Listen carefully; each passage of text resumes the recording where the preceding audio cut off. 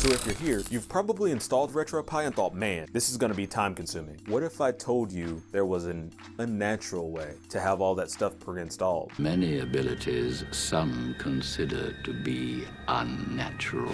Now, I'm not super confident on where I downloaded this image from, so either one of two things can happen. I can either download and install a nicely clean pre-built image for my RetroPie, or I install Ebola onto my RetroPie. All right, so we've got the Wolfanoz build installed. We have almost 2,500 games on this image. 32 gigs, that's not bad. We have the arcade category, which is 2,100 games. Not sure if that counts as a category. Atari 2600, we have 69 games. Dreamcast, we have 11 games. Sega, we have 72 games. Nintendo 64, we have 22. NES, we have 54. PC Engine, we have 65. PC ports, we have 5. PlayStation, we have 6. I mean, that's to be expected. This is a arcade specific build, so it's heavily focused on running arcade classics. Sega CD, 4 games. SNES, we have 43 games, and then we have other categories. Now this image is specifically for the Raspberry Pi 4. They have other images for other builds, of course, so I should be able to do some overclocking within the GUI and not have to actually SSH to my Raspberry Pi to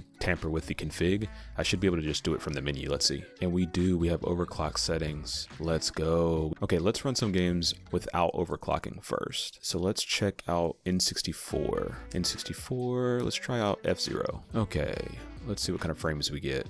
37 frames. All right, so we're getting about 47 frames in Mortal Kombat 4.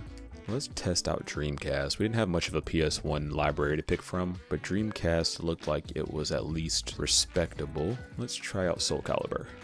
Let's go with my guy Nightmare. He's probably one of my favorite video game characters, actually. All right, so we're getting about 52 frames, Soul Calibur. Between 50 and 52 frames. We're not really getting past that 55 mark. Let's test out Crazy Taxi 2 here. All right, so we're getting about 50 frames, Crazy Taxi 2, do a little bit of movement, let's see. And one of my favorite games, Marvel vs. Capcom 2. It's a lot of people's favorite fighting game, at least. I loved Street Fighter growing up. Got the fuchsia gi on. Kidding me? Can't lose. Getting about 48 frames. We're getting about 50 frames, 45 to 50 frames. Let's do it. Let's go where no man has ever gone before. We're maxing it out. Literally no change.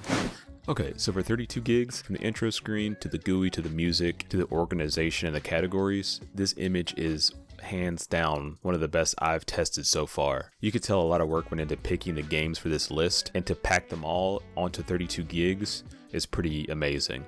I would definitely install a build like this on an arcade cabinet. You know what? I think I'm going to get a 250 gig SD card and test out the build for that size. That's got to be insane.